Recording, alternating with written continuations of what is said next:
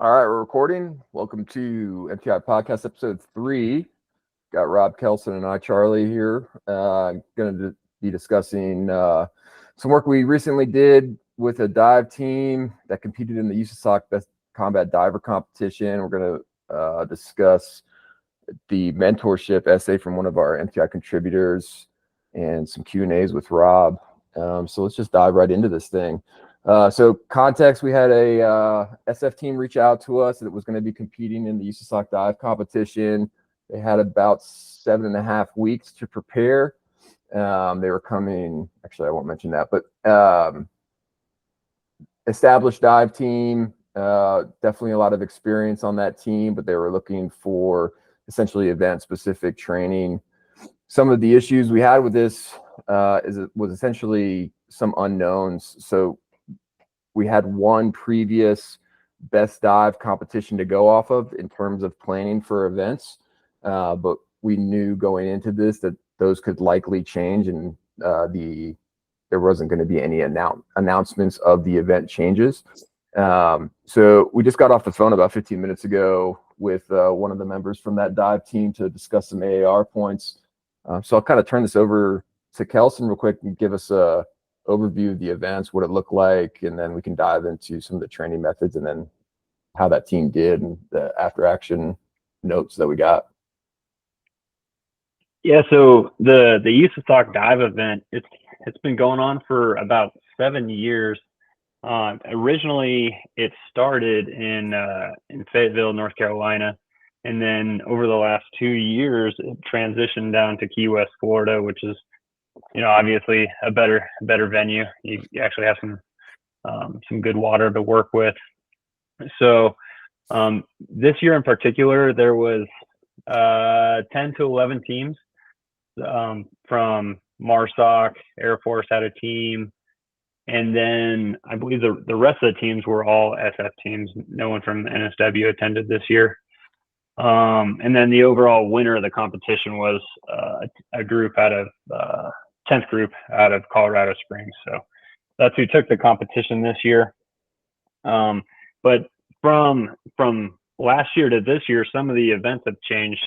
So when we began writing a program for the guys we were working with, since we did very mission specific programming, some of the things that we tailored towards it were a little bit off, but it still worked out fairly well for what they're doing. And then as far as it's essentially a 3-day event of multiple events. And then in day one, the initial thing is they always start with the PT test. And essentially those events look like max hand release push-ups, 2 minutes, pull-ups, max time for plank. There's a 2-mile run, the typical PT test. And then following that, there's an academic test for these guys focused on a lot of the principles in diving, some dive medicine and stuff like that. For day 2, the first event was a 250-meter surface swim to a kayak race. That was something we knew about, but it looked like they changed the event just a little bit as far as kayak distance. So that's something we have to consider for the future. And after that event, they moved into to the pool where they did a lot of water efficiency drills, starting off with a max subsurface swim. They conducted some relay races with surface swimming sprints, and then they did some crossovers with just various different small events of knot tying and some academic questions and stuff like that. And that was day 2. And then the last day was a contour dive. A contour dive is essentially a dive that you use your depth gauge essentially to navigate the dive. So that was the first event. Then they transitioned into a straight leg subsurface dive, about 800 meters. they ditched their rigs, and then they did a half-mile jerry can carry. I think it was half-mile there, half-mile back. Followed into a sandbag movement of moving 25 sandbags that are 25 pounds a piece for a distance, followed by a 250-meter swim. So just a kind of a big work capacity event. And then the very last event of the competition was a 1.5K surface swim to a 3-mile timed run. And then with these 3-mile or any timed run in this event, you have to do it with your dive buddy. So you can only move so fast. So that was the overall events. 3 days of jam-packed, a little bit of diving, and a bunch of other events. Yeah, and I can kind of go over how we built this plan out for these guys. So we had an initial phone conversation with them, and able to identify some weak points. Hey, Charlie, can I just interrupt and ask Kelson a question? Go ahead. Kelson, am I to understand that the only technical dive component of this competition was the contour dive on day 2? So there was one other dive. It was that 800-meter straight leg dive to essentially that work capacity event. But what's a 800-meter straight leg dive? So just you're riding a bearing. There's no turning. There's nothing. You're just riding a bearing into the beach. Was that like a timed underwater riding a bearing thing, or is there navigation involved? No navigation. And essentially it's fitness. It's a fitness deal. Yeah, and well, you can't go too fast because you're on closed circuit. And then if you start overworking your rig, you're more susceptible to like a CO2 hit, or there's just some other dive related injuries that can happen if you go too fast. So the contour dive, how long would that take? Well, it depends. Was that scored for time, or go ahead? So it was scored for time, but there's also a max time. So if you don't make it in time, you get no points. So Ross mentioned there's only like 3 teams that made it, and everyone else hit their bottom time limit. Did his team make it? Do you know? His team? Yeah. They had an injury, so they ended up pulling out on day 3. Got it. Yeah, so I guess we could cover that real quick. So the team that we worked with, they were in first place going into day 3, and one of the members of the team kind of showed up with sick, essentially, and so he was having some breathing issues, and then on this event specifically, he was looking pretty hypoxic, so they decided to pull for safety reasons, which is unfortunate, but probably the right call. I'm just curious about this competition, and it seems like it's mostly fitness. It's one technical expertise event. I guess there's an academic component, but the rest of it is, sorry about the garbage truck there, but the rest of it is fitness related. And this seems to me, just comparing like the best ranger, there's certainly a fitness component to that, but there are also many more technical skills. I'm just kind of curious about this event. It seems like there'd be more technical expertise. Yeah, I think you're right, Rob. A lot of it focuses on the very basic fundamentals of diving. Most of the events aren't subsurface, which is I guess they're choosing. It's a dive event. I guess I'm hardly the expert in dive team stuff, but these are SF teams. I would expect them to be tested much more heavily on their technical expertise than their certainly fitness component, which is part of it. But I'm sorry for interrupting you. You can go ahead and proceed with your program design, Charlie. My apologies. No worries. So I can kind of quickly go over how we broke this down. So just based off of our conversations with this team and also taking a look at previous events, we broke it down into essentially assessments and progressions based off of a surface swim and run. So a 1K fin plus 4-mile run. Then the APFT plus, so that included, as Kelson mentioned, your hand release push-ups, a plank, max deadlifts at deadlift or at body weight, or 225. You have to excuse me. I'll have to pull it So up. max rep Max deadlift rep. at 225. Is there a time limit on it?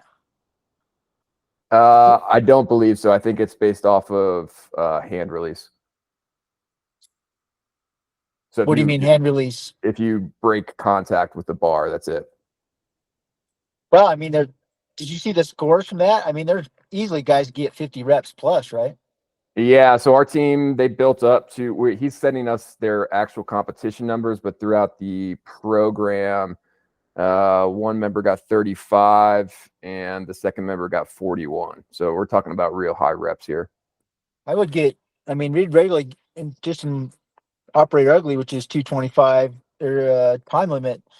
I forget what the time limit was, but we would get 30 reps, fairly consistently.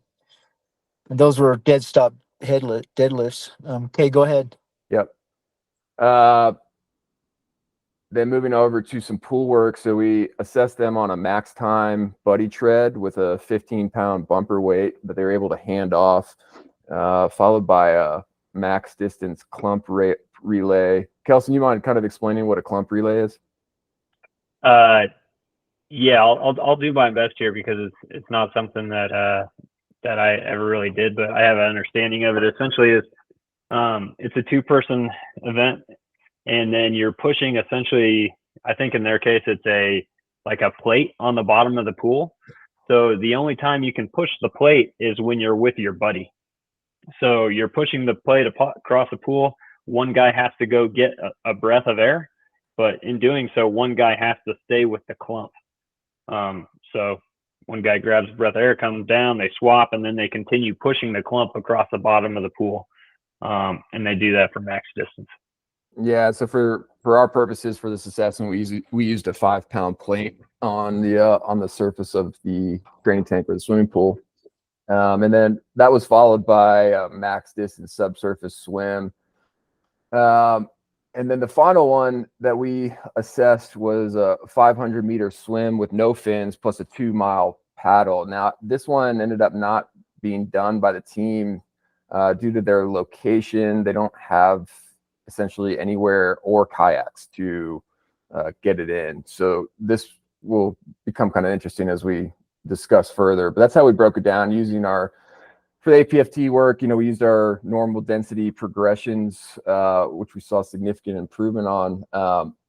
Kelson, do you want to go over some of these metrics that we were able to gather from their training? Yeah, so I'll just run through the hand release push-ups, and then I'll touch on the let's see, I'll do sit-ups too. So 2 guys, right? So the first guy, his initial assessment, he did 69 hand release push-ups. And then his final assessment, he did 75, which was roughly a 9% overall increase. And for the other gentleman, he did his first assessment was 66, final was 71 with an 8% increase. And then as far as we'll go with plank because that's what they did. Their initial plank, and this is one of their biggest jumps, is the first guy, he did his plank for 337. His final was 5 minutes and 10 seconds, which is, well, it's kind of small numbers, but it's a 42% increase. And then for the other gentleman, his initial assessment, 4 minutes and 4 seconds, and then his final was 5 minutes and 12 seconds, which is essentially a 28% increase. For the plank, did you progress that based on their initial max effort? And yes. was that, and then what was do you remember what the interval was for that? Yeah, I'll pull it up real quick.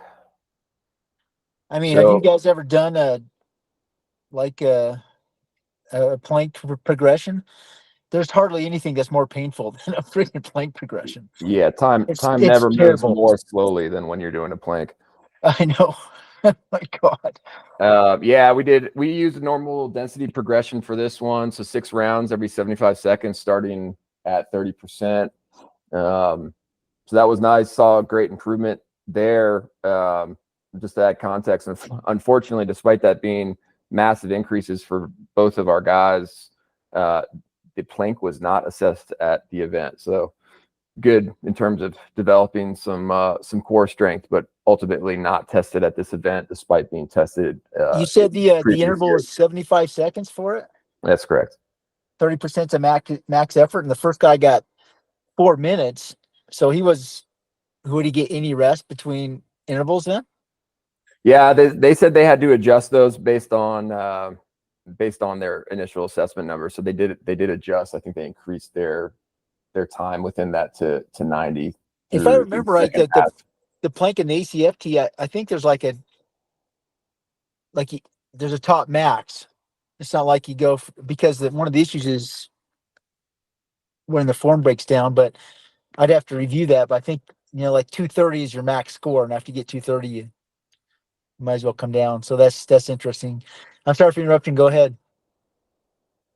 No, that's what I had on that. Go ahead, Kelson, if you want to continue down the metrics. Yeah, I think the last one I'll mention, it's probably one of the more significant, and it's really for one of the guys, because I think he has a background in running, so he's a fairly lean guy. But for trap bar deadlift, his initial assessment was 22 at 222 reps at 225 pounds, and his final assessment was 36 reps at 225. So I mean that's a overall 60 or around 64% increase in that. The other gentleman, he started out with 36 reps at 225 and ended his final assessment with 41 reps, roughly 14% increase. So that was the other significant jump on their fitness right there. What's so interesting, because it's really a strength endurance event. It's not a max effort strength event with that many reps. So, it's like doing pull-ups. And I wonder if the guy running, I mean, you didn't happen to get pre and post body weight, did you? I don't believe so. No. It just might have been because they could have really put on some muscle mass with this. I know that for Upper Ugly, we all put on quite a bit of muscle mass, it seemed, as we did it, because the higher reps. But okay, go ahead.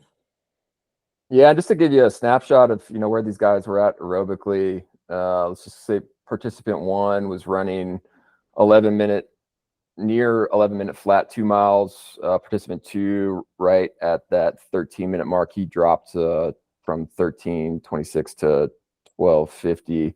And then on the 4 mile, participant 1 was averaging 24 minutes, and participant 2 was averaging around 27. So both these guys are fast. Participant 1 especially fast. So they're very high level of aerobic capacity already going into this. We did see some improvement in those metrics, particularly from participant 2, but participant 1, who was quick already, just essentially stayed quick without much improvement there. But they did mention, going into especially that day 1 where they did this PFT, they felt like they had a significant leg up on the competition because they had, we did initial, mid, and final assessments for these guys, and they just felt incredibly familiar with the sequence of that and what that's going to feel like. And there's certainly some nuance to that. I mean, anybody who's done a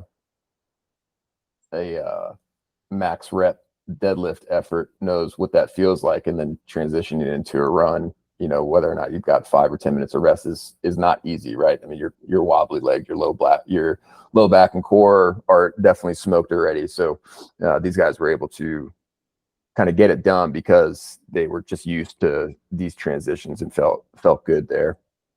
It seems like the only hole in your programming other than the kayak paddling stuff was the jerry can carry. And I guess they just muscled through it because you didn't do any focused grip strength, farmer carry stuff in the programming. And that was an event that was in the previous year's competition, I assume, right? Yeah, that's correct. I think, going forward, being able to work in some multimodal endurance work with swim/fin plus ground-based multimodal work capacity, and then following it up with more swim is probably going to be worth tagging in if we're able to work with these guys again next year as they're planning to compete again next year.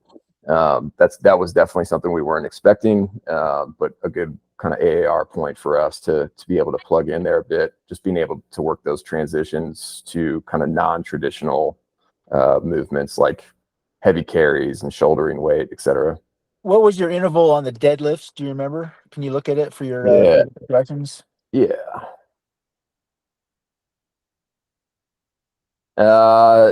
I use the same density, 30% of max reps at 225, and we gave them 60 seconds of rest between rounds. Okay, yeah. So the set rest, that might be something. Yeah, that's good right there to do. Because if it was shorter, if it was like on 90 seconds, it might take them 90 seconds to do whatever. Yeah, like exactly. Good thinking there. Hey, Kelson, just going back to this, to the one technical dive event. How many teams were there? 11 teams or something. And they had one technical actual dive event, and only 3 of them passed it.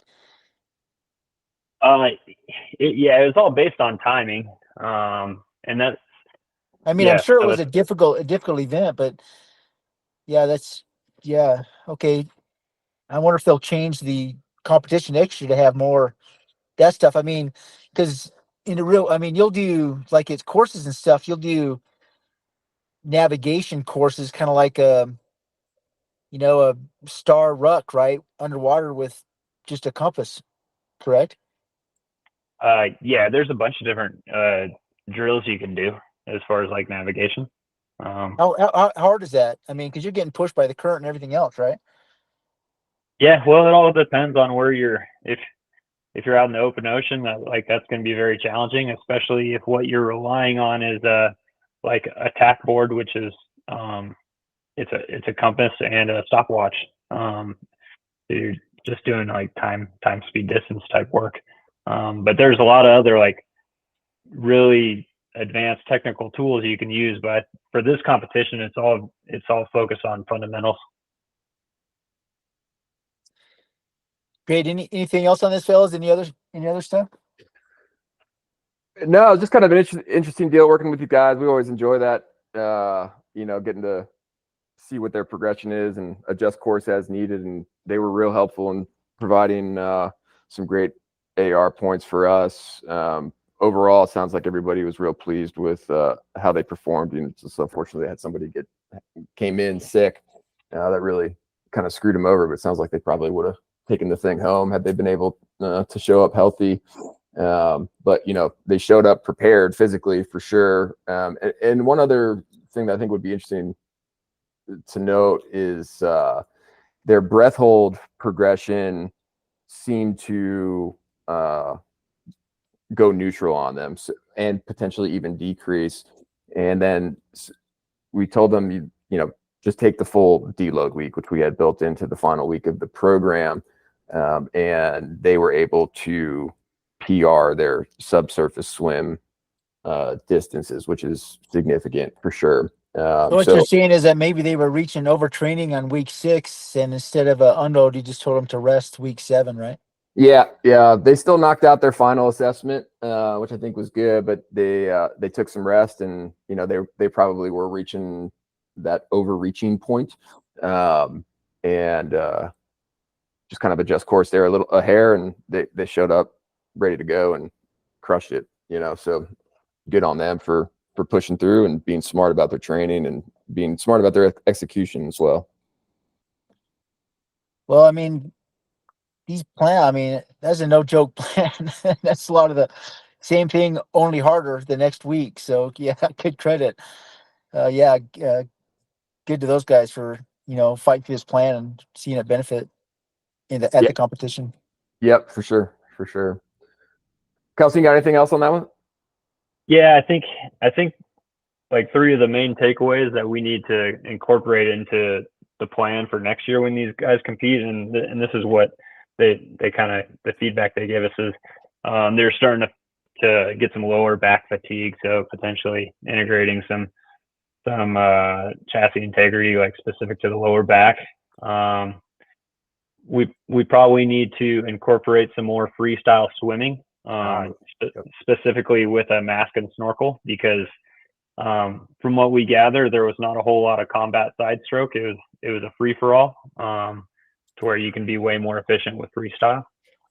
And then probably one of the last things, and Rob already touched on it, is we need to throw some grip work in there, not only for the jerry can competition aspect, because we don't know if that'll be there next year, but one thing they said is just from like kayaking, because they didn't train to it, they smoked their grip during the kayaking event. So like those are the three things that I think we probably need to plug in or focus on for the next program. I know that for the kayaking component, I mean, it'll be difficult. And this event was recently, so they were training in the late spring, right? Or spring, could be cold someplace. And I mean, there's no reason they can't tie off a kayak in a pool and just paddle against water for time. We do that for our surfing programming, and something similar with the kayakers, the whitewater kayakers that I've worked with. If they can get a kayak, and that's a 2-man kayak, I assume, right? Yeah, correct. So there's a technique element to it too, in terms of being efficient, working together. So it's technical stuff, but that just for next year to think that in there is that, if they need to, they can tie off a kayak instead of going for distance, just go for time at, moderate pace or threshold pace. They'll look funny in the pool, but that's all right. Yeah. All right.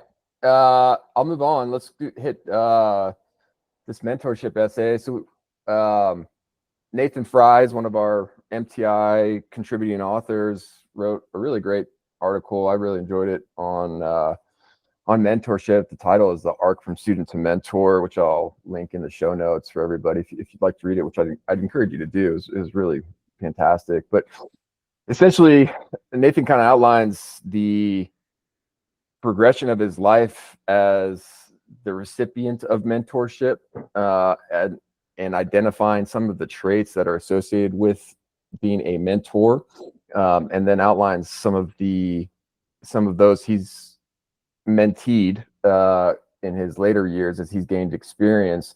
And he's had quite a list of mentors. He's a pretty high level mountain athlete as well as being an Army officer.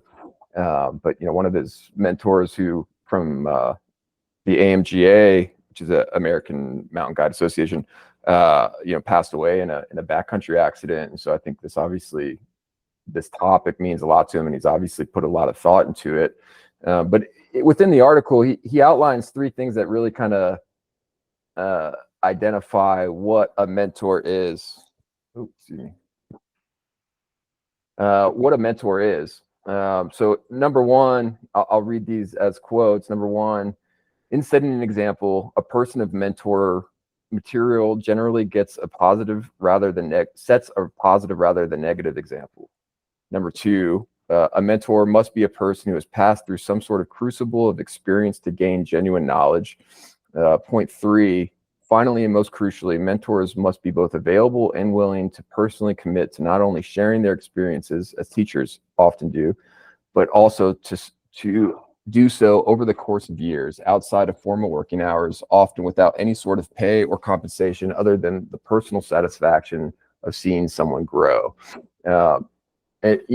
Because he's got this experience as a mountain athlete and as a military athlete, it's kind of experience. He makes a point on number 2, mentioning going through Ranger School, and seeing folks who, just because they passed Ranger School and have gone to that schoolhouse, that doesn't necessarily mean that they've accumulated the knowledge and experience over the course of a career to be able to be an effective mentor, which I thought was kind of an interesting contrast from some of the mountain athletes that he's had the privilege of being mentored by. you know, it was really interesting. One of the things that I noticed, particularly with these rules, was like, leadership in general is probably one of the most discussed topics in the military, in the corporate world, et cetera. A lot of people make a lot of money doing leadership seminars and conferences. I think you could probably boil it down to rules 1 and 2, setting a good example and having gone through some sort of crucible of experience to gain genuine knowledge. Like, that's kind of boiled down what I would want from a leader. And I just thought that was kind of an interesting, simple, bullet pointed way of expressing, how that applies to mentorship, but also just to leadership generally, which, is, people write 300-page books on these things, and there's probably 800 of those kinds of books out there on the bookshelf. But did you guys have any kind of initial thoughts on this essay? We can kind of jump right into some of our own mentor experiences, but I just wanted to get your thoughts on this essay generally. I think one of the things that I noticed, and I don't know if you can separate it or not, but that I think there's quite a huge difference between, we'll just say, like the mountain athlete mentorship side of things, and then like being mentored in the military. As far as like the approach and how genuine people are about it. On the mountain side, this is something I always have kind of like struggled with, is like finding, like, you got to like go out and find someone to take you under their wing. Because mentors, sometimes they're not actively looking to help people. You got to like force your way into that position and like solidify that relationship, is the way I kind of view it. But then I feel like in the military, as like a leader, you are trying to like actively mentor people to where it's like, this is your job. So I think there's kind of like a difference in there. Any thoughts on that, Rob? Yeah, I remember working with Nathan on this essay and reading the first draft and emailing back and saying, so you never had a mentor in the military? And he didn't. His mentors, he mentioned in the article, are, his Boy Scout days and then on his mountain life. And the main difference in terms of the three things he puts together, the main one is, willing to dedicate times outside office hours to help develop the individual. And I think the difference then between, of course, in the military and the mountain is the military is work, and the mountain is recreation. So yeah, that was just interesting. The difference between leadership and mentorship. And I guess I would go back against Kelson that those guys weren't necessarily mentoring you; they were more leading you, to do your job based on Nathan's definition of willing to work with you, outside of office hours. So I guess that's a question back for Kelson. Do you ever have anybody in your long military career, which is 15 years longer than mine, or I guess not counting academy time, but who not only was a great leader, but took time outside office hours to mentor you or to help you? So Significant time. yeah, I think for me, I probably struggled the same as with what Nathan said here. Is I was thinking about this the other night, and I didn't have a significant mentor in the military until I was probably in my 15th year, to where like to where someone like actively like someone actively took an approach to like bring me into the fold and like teach me like things to progress my career. And it wasn't a leadership thing. It was like it was just different. And he was probably the only guy I ever had do that. So I tried to adopt his approach for the future. But to get back to Rob's question is, yeah, he would take the time out of his day, not only during work, but after work on the weekends, to to help or answer or guide any decisions I was going to make. Charlie, you have any mentors in or outside of work that you can reflect back on? Yeah, I mean, definitely some growing up and some pretty significant ones. I had, I'll by name them to give them their credit. I had a football coach, Coach Cronin, and he absolutely dedicated a lot of time outside of work to speak with me specifically, and also Coach Kirk, who was another football coach who spent a lot of time with me as I was like preparing to try and go play some college football. And the context behind that is, I was really fucking up in high school and getting into a lot of trouble and with law enforcement and stuff like that. And both of these guys individually sat me down on several occasions and kind of gave me some talks and conversations, saying, you're going to turn into an asshole if you keep going the route you're going. And so I'm appreciative of that. I had another one going into the military, Coleman. He was a former Marine officer, and he mentored me and a good buddy of mine as we were preparing to go in. And that was all on his own time. And he's an older gentleman. I think he was at the time probably in his late 40s, but he was a beast physically. And so he would, run us around and, really impart some really excellent life lessons to us. Within the military, not really. I think I didn't really have any that would fit this criteria. I think part of that is a byproduct of just kind of the unit I was in. I was in an infantry battalion, and you're pretty stovepiped. You don't have a lot of exposure as a young officer outside of your unit. And I think in order to do this, not necessarily the case, but in order to do this, you probably need to find somebody outside of your chain of command.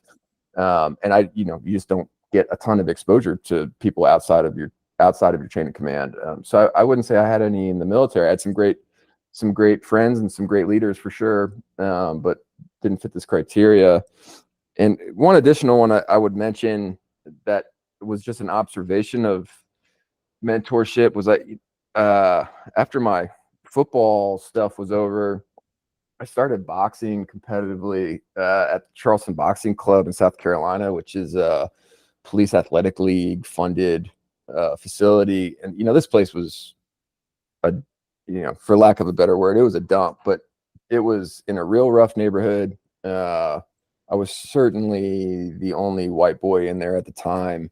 But I saw what the coaches gave to the athletes in there. So that, obviously that includes boxing coaching, but there was a lot of really young guys, from 8 to 18 that were in there. And, they were able to mold this environment that was a much safer and more productive place for these young men to be in.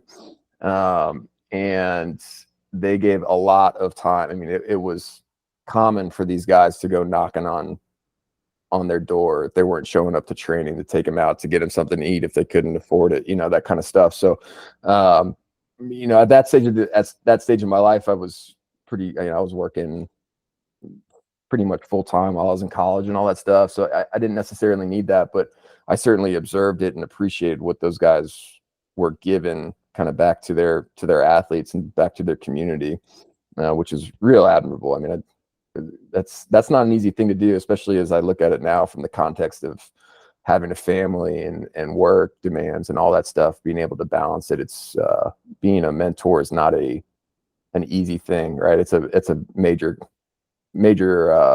commitment to the individual or group of individuals. What about you, Rob?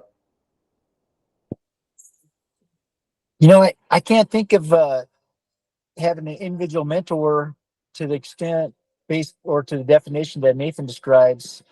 Certainly I had in the military some not only enlisted guys, but also, one enlisted guy specifically, and a captain one time took some interest in me. On the mountainside, yeah, I did have a guy who wanted to mentor me climbing, but I just didn't like climbing that much. It broke his heart. I couldn't take exposure more than like 5 pitches, and I would start freaking out.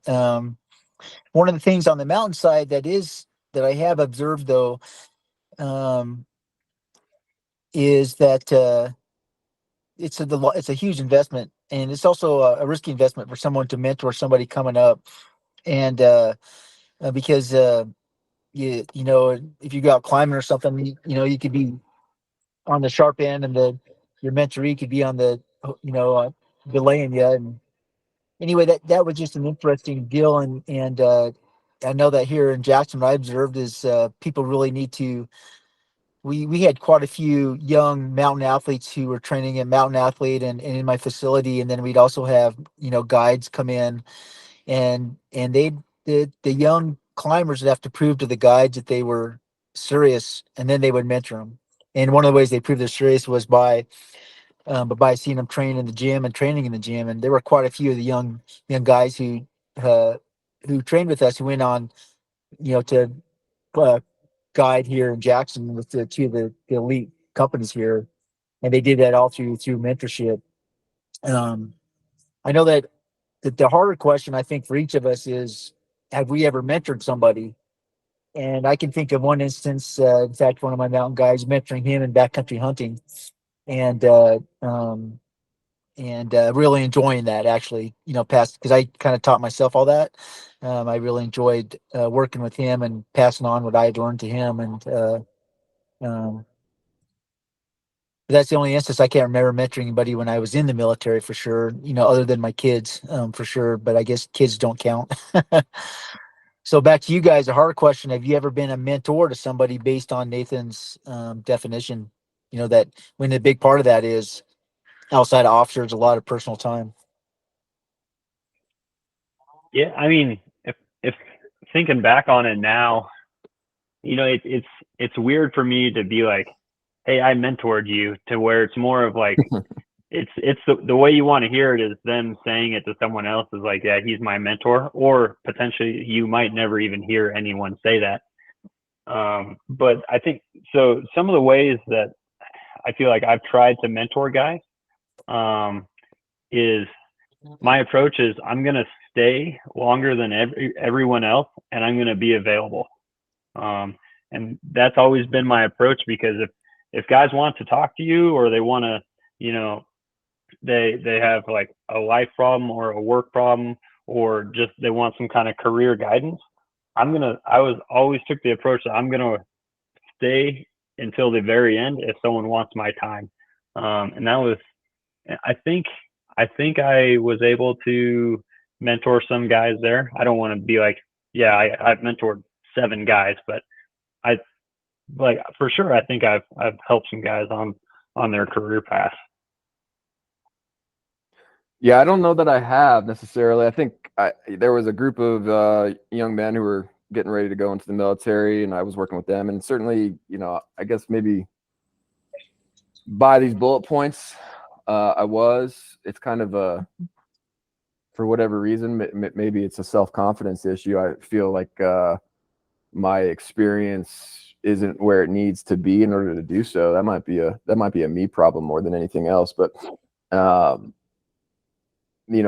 of a kind of a personal long-term goal of mine is to be able to set something up that's kind of similar to that Charleston Boxing Club I was talking about earlier, combining strength and conditioning and combat sports / martial arts into one facility for youth. There just seems to be, in a lot of places, there's a distinct lack of quality men and women to look up to, and being able to provide a space where you can do that, and with a productive means. That's something, kind of a life goal of mine to set up down the road. So short answer is probably no, maybe a little bit, but it's something I would definitely like to do, because I think you just see how important it is to people, right? Obviously this essay goes into it in detail. I mean, obviously he's Nathan's had some incredible mentors, and it sounds like he's just kind of starting his journey as a mentor himself. And he's obviously put a lot of thought to this, and so it's important to people, right? It makes an impact. It's kind of a life-changing relationship, to be able to have somebody that you can confide into and trust their opinion and know that they have your best interests at heart. You know, that can alter the direction of your life for sure. And I think, you know, some of these people who have been mentors to me, whether or not they knew it, have done that for sure. So, yeah, work in progress for me, but hopefully down the road, improve upon that. One thing on the mountain sports side is, and not only did what I've observed and kind of what I experienced was there's a benefit for the mentor, especially, you know, on the climbing side. One of the hard things to find, and I'm sure Kelson has run into this, is a solid partner, a climbing partner. You know, it's like a lifting partner. They're worth a lot of money, you know, and mentors, you know, they can kind of, through mentoring somebody, they can kind of groom a climbing partner. I know certainly for the guy that I worked with, you know, on the hunting side, I'm like, you know, going to mountains alone is just lonely. You know, there's nothing. I mean, I love going to the mountains, but I'd rather go with somebody. And same with backcountry hunting. And so, yeah, I certainly was mentoring him not only to share what I, you know, learned, and it made me better at what I did teaching him, but I was also thinking ahead, man. You know, I like to have a good hunting partner and some guy I can count on. And this is a guy I've seen. You know, he'd work in the gym and stuff. I know I could count on him. And so, there's kind of, I don't know if that's super transactional, but I think it works for everybody. Yeah, for sure. It's kind of interesting. You know, mentorship, I guess, can look a lot of different ways. You know, it can be somebody that's overarching over the scope of life, or it can be very specific to, you know, I'm mentoring or being mentored by somebody in backcountry hunting, right? So, and that tends to get specific, but then I feel like those things just naturally expand into more than just the activity. I'm not too sure though if you give, you know, life advice or career advice that's mentorship. I've certainly done that with lots of people over the years, but I would never say I was their mentor. Maybe I just felt that more of, you know, just giving advice, and I've always, if someone asked me advice, I just give it to them. They didn't have to take it, so wouldn't hurt my feelings if they didn't take it. But all right, Any go other ahead. notes, Kelson? No, I mean, just to come back at Rob, I think for like mentorship in the military, to like a lot of guys, depending on what they do, the military is their life. So if you're a mentor in the military, you're like, I think it could be considered like, even though it's a career thing, you're still mentoring a guy down a path, just because that's where he's at. Yeah. Copy. Cool. Let's discuss the MTI contributor program, which this whole essay and conversation was based on. Rob, you want to kind of give us a quick overview of what that looks like? Yeah, it's simple but hard. We solicit contributors, and I generally get 3 or 4 applications a week from people, and I want to see in their application, you know, their CV, and I'm looking for mountain and tactical athletes, and very rarely is somebody who applies doesn't really, you know, qualify for the job. I have had a couple of individuals who are just really junior apply, and they were just too junior. I said, come back after, you know, 5 or 6 years of experience and failures and successes, and then we'll, you know, look at it again. So that's the first part. That the really difficult part is coming up with the topics, and I always put that on the contributor, is to come up with topics. And I'm a stippler for topic ideas. And what we're looking for in terms of topics, or I'm looking for, is stuff that is narrow and deep rather than broad and shallow. I'm not looking for clickbait topics, and And there's some areas that are really difficult to write about and be original. Leadership is one, self-help is another. Fitness is even really difficult to write about and be original. And I found that over the years, to be original, you really need to go narrow and deep, or be contrarian in some way, go against the common wisdom or common thought. What was interesting about Nathan's essay here was not only the detail he put into his mentors, but also how he defined what it was to be a mentor. I had never really seen that, specifically, and he set up his 3 points, and kind of in my mind, it kind of set the standard for what it is and how I would define it moving forward.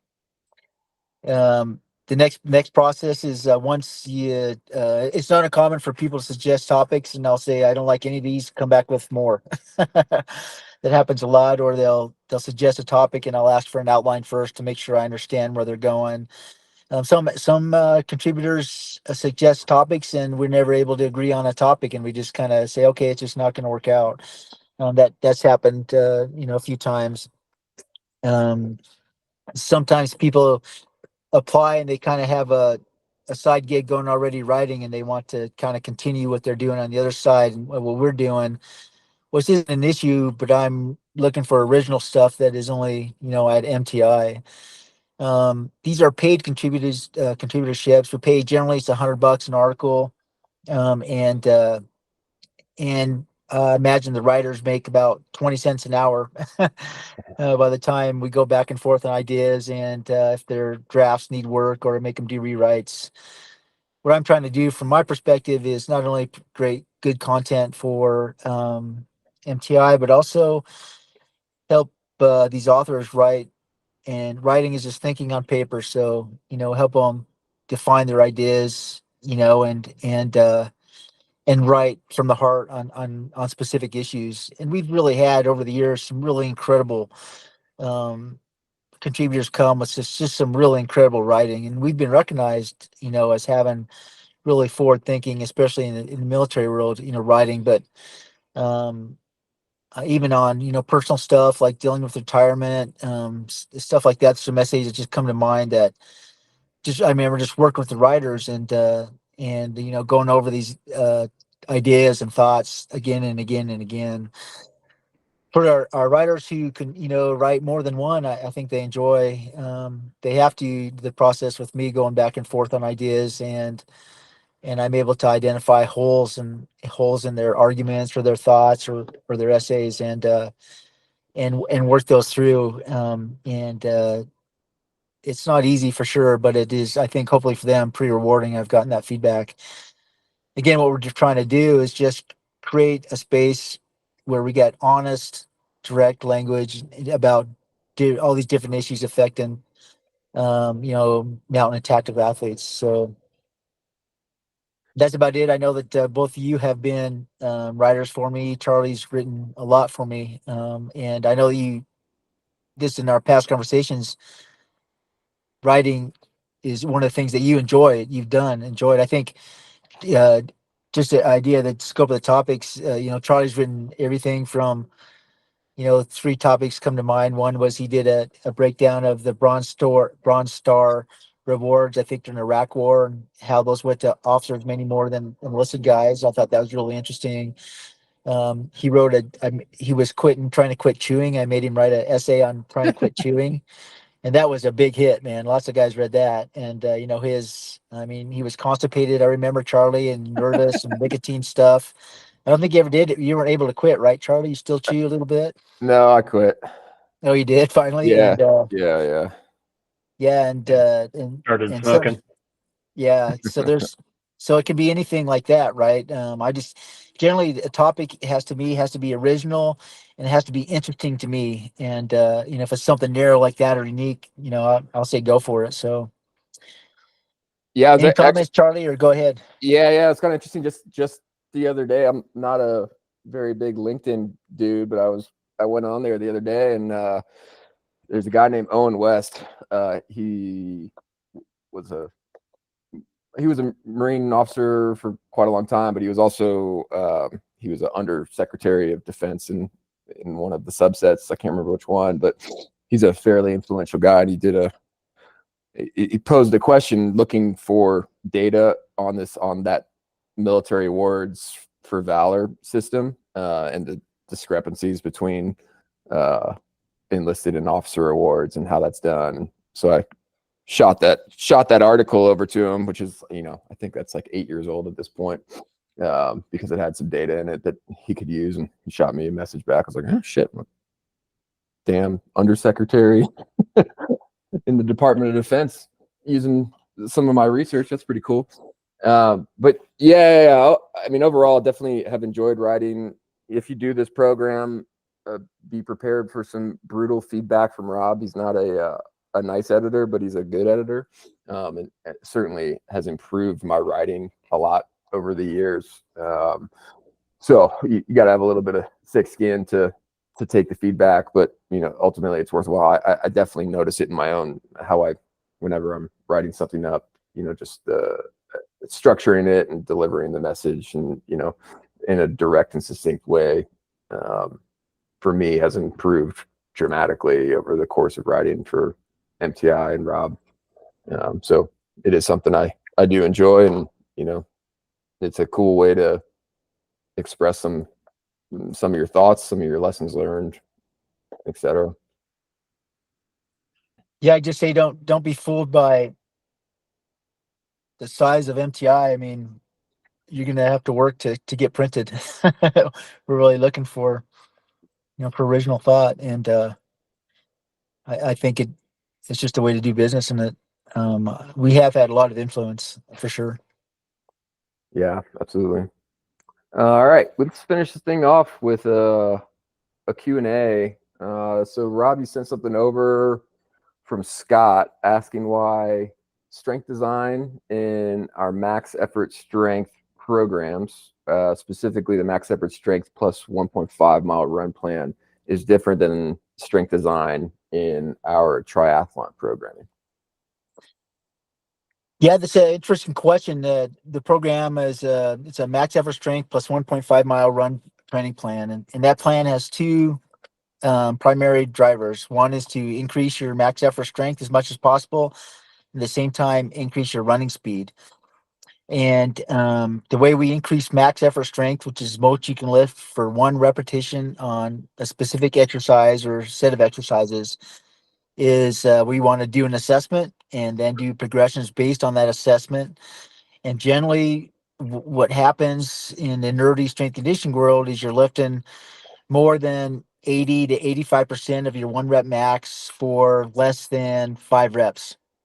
So it's heavy, low volume being the number of reps per set, and then also the number of sets, total reps that you do for that lift. But it's heavy, low volume. That's how you train the central nervous system to recruit more muscle fiber and lift more weight. It's designed to get you stronger, not bigger. We're not training bodybuilding. We're trying to get you as strong as we can without putting a lot of mass on you. And the focus of that plan specifically, again, is to increase your max effort strength. In our triathlon plan, a lot of endurance plans will have a day or two, generally just 1 day a week of strength programming. And the focus of the strength programming in an endurance focused plan, like a triathlon plan, isn't to increase your max effort strength, but maintain your current max effort strength as best we can, knowing that training max effort strength and endurance together isn't the most efficient to train them both. It's generally what our studies have shown is that max effort strength training doesn't necessarily hurt endurance, but a lot of endurance does hurt max effort strength training. So that's how come the programming is different. And I can't remember specifically for the triathlon plan, but it's probably sets a 6x5 or something similar. And a session will try to, have a lower body, upper body pull, upper body press lift in the same session. And it'll be, 5 reps and a hard but doable progression in terms of loading. So we're not going to do a 1 rep max assessment and then base your progression off that assessment. And the reason we don't do that is because, especially for, triathlon plan, for example, you're doing so much endurance that being able to maintain your 1 rep max loading that we do typically, I just don't think it'd be possible because your legs are just getting hit, or your whole body's getting hit by the volume of the endurance work. So that's the main difference. One is to maintain strength, the other is to increase strength. That's why there are different progressions within those two types of plans. Yeah, that's something we're always fighting a little bit. I think Kelson and I were having a conversation just yesterday about our Mountain Elite daily programming, and kind of how to approach the strength maintenance as it relates to the seasonality of sports. So obviously we're in summer right now. Most of those guys are essentially in season, as recreational athletes. And so, how are we balancing the total volume of work they're doing, including, whatever outdoor recreation that might include, like, trail running or hiking or mountain biking, et cetera, which are all, heavily endurance based, but all of them include pounding your legs, and, how to best approach the strength maintenance component of that, which is always just kind of an interesting conversation to have. Any thoughts on that, Kelson? Yeah, I mean, you're regarding the Mountain Elite programming, I think that's something we just have to continuously refine and see what the subscribers are doing. Potentially like pinging them quarterly and just like seeing what kind of events they're doing. Like the brunt of them right now, I feel like are trail runners. But I think we just got to keep some kind of idea of what the focus is for that quarter and kind of like tailor towards them. Yeah, It's absolutely. important to understand that from a, remember, our focus is on outside performance, and tactical athletes and mountain athletes aren't strength athletes. They're not strength first athletes. When I first started programming, I mean, strength is a much bigger component of my programming. It's 3 days a week, 4 days a week, for our base fitness daily programming, and it was too much. Both those types of athletes have significant endurance components, and on the tactical side, there's a significant work capacity fitness, demand. And so we're not looking to get athletes as strong as we possibly can. We're not training power lifters for powerlifter meets or Olympic lifters for Olympic weightlifting meets.